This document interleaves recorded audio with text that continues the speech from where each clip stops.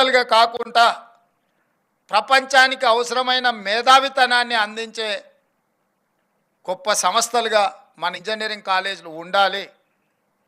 మీకు ఒక ఉదాహరణ నేను చెప్పదలుచుకున్నాను.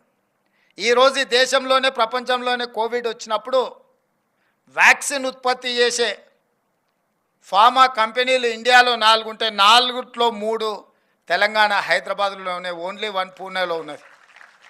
ఏంది దీనికి కారణం? ఎప్పుడైనా మా మిత్రులు ఆలోచన చేసినరా అని నేను అడుగుతున్నా. దీనికి కారణం 1965-70s మధ్యలో శ్రీమతి ఇందిరాగాంధీ గారు హైదరాబాద్లో ఐడిపిఎల్ని ఎస్టాబ్లిష్ చేయడం వల్ల, ఫార్మా మీద R&D జరగడం వల్ల ఐడిపిఎల్లో ఉద్యోగులుగా చేరిన వాళ్ళు అక్కడ వచ్చిన ఎక్స్పీరియన్స్తో బయటికి వచ్చి, అది SOL కావచ్చు, రెడ్డి కావచ్చు, ఆల్ అదర్ ఫార్మాస్యూటికల్ సంస్థల యజమానులు ఒకప్పుడు ఐడిపిఎల్ రిలేటెడ్లో ఉద్యోగాలు చేసిన వాళ్ళు, లేదా అక్కడ జరిగిన రీసెర్చ్లో భాగస్వాములు. కాబట్టి 65లోనే శ్రీమతి ఇందిరాగాంధీ గారి నేతృత్వంలో ఇక్కడ ఫార్మా రిలేటెడ్ ఇన్స్టిట్యూషన్ ఎస్టాబ్లిష్మెంట్ చేసింది. కాబట్టి ఈరోజు మనం దేశంలోనే డ్రగ్ బల్క్లో మనం మెజారిటీ మన దగ్గర నుంచి ఎక్స్పోర్ట్ అవుతున్నది. ప్రపంచానికి ఏ అవసరం ఉన్న బల్క్ డ్రగ్ రిలేటెడ్ ఇష్యూస్ ఏమైనా ఉంటే తెలంగాణ వైపు చూస్తున్నారు అని అంటే, ఆనాటి పాలకులు చాలా ముందు చూపుతో ఆలోచన చేసి హైదరాబాద్లో ఎస్టాబ్లిష్ చేసిన ఐడిపిఎల్. ఇంతకుముందే మిత్రుడు శ్రీధర్ బాబు గారు ఒక మాట చెప్పిండ్రు, Karnataka is the highest exporter of IT sector అని. వై? SM కృష్ణ అని ముఖ్యమంత్రి మొట్టమొదట అందరికంటే ముందు ఐటీ రంగాన్ని, ఐటీ విధానాన్ని ఆలోచన చేసి ఆ ముఖ్యమంత్రి గారు అక్కడ ఆ విధానం తీసుకొచ్చిండు. కాబట్టి ఈ రోజుకు దేశంలోనే ఐటీలో అత్యధికంగా ఎగుమతి చేసే రాష్ట్రంగా కర్ణాటక రాష్ట్రం, బెంగళూరు సిటీ వచ్చింది, ఫాలోడ్ బై తెలంగాణ. ఎందుకంటే గత ముఖ్యమంత్రులు ఐటీని, ఫార్మాను గుర్తించడం వల్ల భవిష్యత్ అవసరాలను దృష్టిలో పెట్టుకొని ఉద్యోగ ఉపాధి అవకాశాల కోసం ఇది పనికొస్తుంది, మన యువతకు ఇది అత్యధికంగా లబ్ధి చేకూరుస్తుందని గత పాలకులు, గత ముఖ్యమంత్రులు, ప్రధానమంత్రులు తీసుకున్న నిర్ణయాలతోటి ఈరోజు తెలంగాణ రాష్ట్రం ఐటీ అండ్ ఫార్మాలో మనం చాలా ముందు ఉన్నాం. ఒక స్టడీ ప్రకారం ప్రపంచంలో ప్రతి 10 మంది ఐటీ నిపుణులల్లా 4 భారతీయులు అయితే ప్రతి 4లో ఒకడు తెలుగువాడు.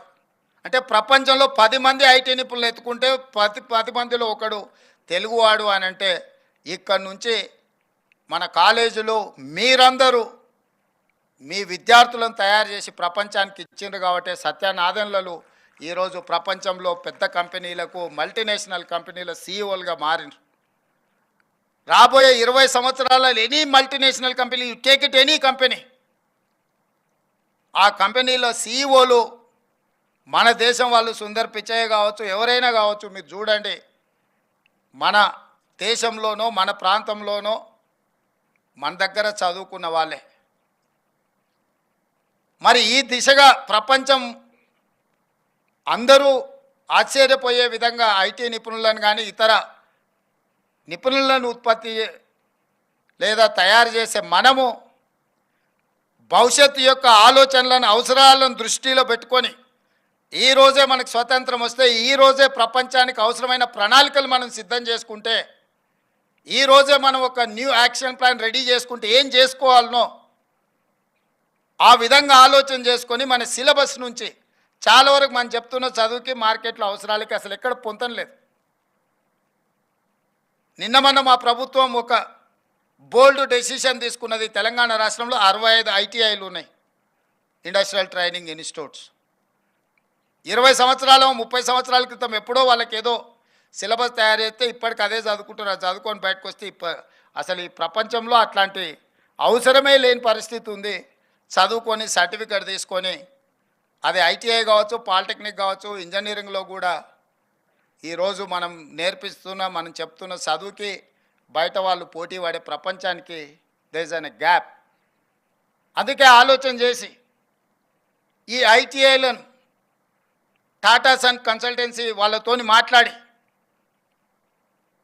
టాటా సంస్థలతోని వాళ్ళ సిఎస్ఆర్ ఫండ్స్ని వాళ్ళతో మాట్లాడి ఐటీఐలను అన్నిటిని కూడా 65ను ఏటీసీ అడ్వాన్స్డ్ టెక్నాలజీ సెంటర్స్ కింద మార్చి ఈరోజు 2400 కోట్ల రూపాయలతోటి 86% from Tata, only 14% from Telangana government matching grant ఇచ్చి ఈరోజు 65 ఐటీఐలను అడ్వాన్స్డ్ టెక్నాలజీ సెంటర్లుగా మన పైలట్ ప్రాజెక్ట్ కింద మల్లెపల్లిలో పెడితేనే అక్కడికి వెళ్తే ఐ వాజ్ వండర్.